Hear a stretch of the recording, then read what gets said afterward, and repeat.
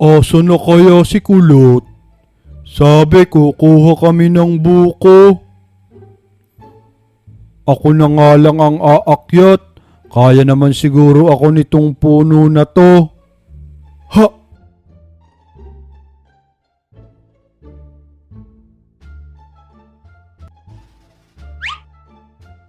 Kakapagod pala umakyat dito. Pero malapit na ako. Konti na lang. Ang daming bunga. Solve na naman ako nito.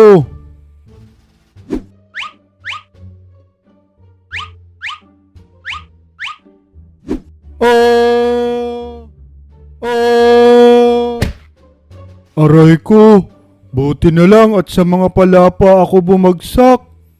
Swerte pa rin.